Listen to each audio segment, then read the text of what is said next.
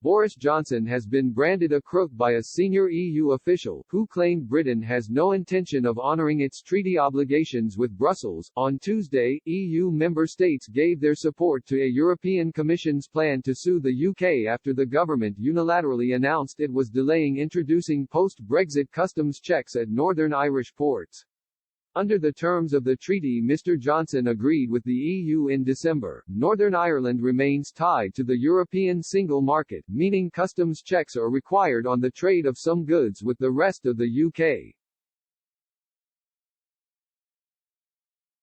This was done to prevent a hard border between Ireland and Northern Ireland that could have threatened the Good Friday Agreement. Speaking to Mojtaba Rahman, from the Eurasia Group think tank, about Britain's EU trade deal, a senior Brussels official said, "Johnson is a crook. He's signed up to something he has no intention of implementing." Without the EU's agreement, Britain announced it was extending the grace period for post-Brexit customs checks on Northern Irish trade by 6 months.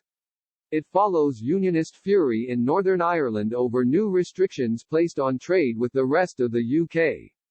Northern Ireland's First Minister Arlene Foster has urged Britain to dump the new checks entirely in a move that would infuriate Brussels. Graffiti attacking the new trade deal has appeared across loyalist areas whilst officials checking goods travelling between Great Britain and Northern Ireland have received threats.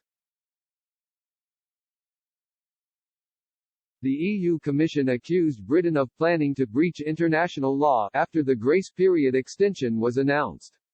New customs regulations on packaged and some agricultural products moving between Northern Ireland and Great Britain had been due to take effect on April 1.